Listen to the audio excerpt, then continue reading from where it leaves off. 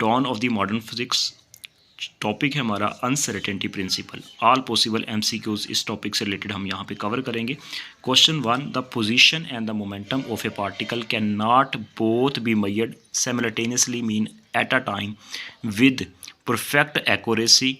This is the statement of, ये किसकी statement थी कि पोजीशन और मोमेंटम को at a time simultaneously measure नहीं कर सकते। This principle is known as uncertainty principle. Heisenberg uncertainty principle भी इसको नाम कह सकते हैं क्योंकि हाइजन ने दिया था।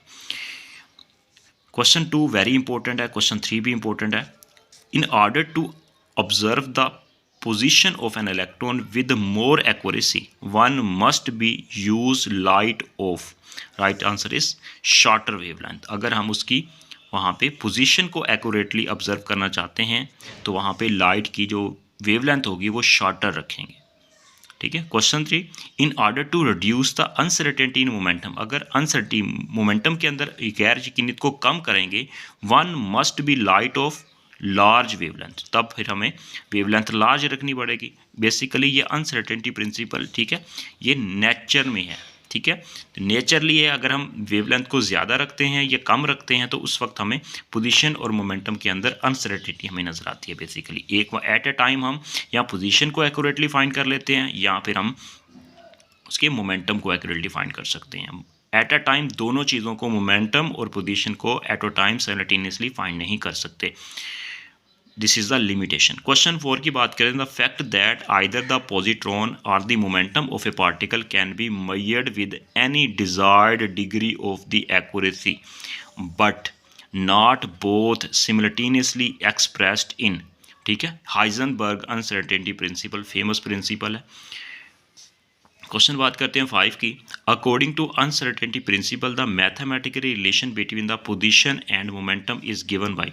हाइजनबर्ग अनसर्टेनिटी प्रिंसिपल जो उसने दिया था रिलेशन मोमेंटम और पोजीशन के बिटवीन, मैथमेटिकली फॉर्म है del x position del p momentum approximate h Planck's constant के इक्वल होता है। C is the right answer. Question next बात करते हैं, question number 6, according to Heisenberg principle the product of uncertainty del x in the position particle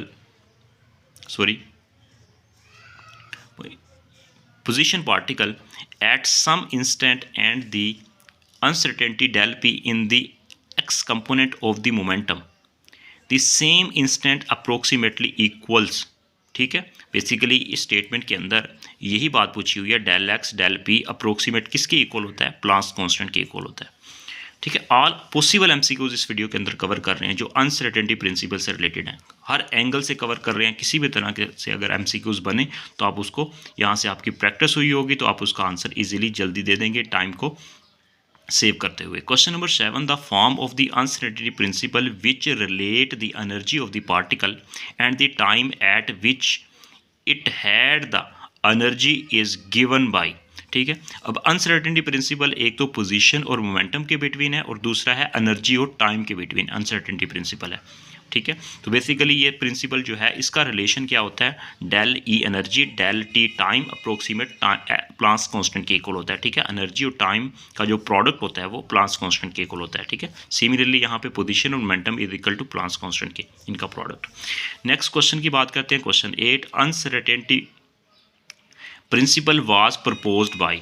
Heisenberg ने uncertainty principle propose कब किया था, 1927 में ये बात की थी, ठीक है, कि एट अ टाइम पोजीशन और मोमेंटम एनर्जी और टाइम को फाइंड नहीं कर सकते। Question number 9, if light of the wavelength lambda is used to locate a micro particle moving along the X axis the uncertainty in its position measured is, ठीक है। Position में uncertainty कैसे major करेंगे, ठीक है। तो सिंपल यहाँ पे हम मोमेंटम को निगलेक्ट कर देंगे, डेल एक्स अप्रोक्सीमेट एच ये रिलेशन है अनसर्टेनिटी प्रिंसिपल, तो उसके अंदर हमारे पास फिर हम इसको लिखेंगे del X approximate lambda wavelength की इक्वल होगा, ठीक है। क्वेश्चन, ठीक है, question 10, the value of the Planck's constant, basically यहाँ पे एच कट की वैल्यू है in the Heisenberg uncertainty principle, ठीक है।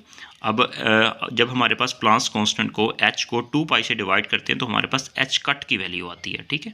तो एच कट की वैल्यू जो होगी वो किस चीज़ की कल होती है हमारे पास 1.05 10 रेज़ की पावर -34 जूल सेकेंड।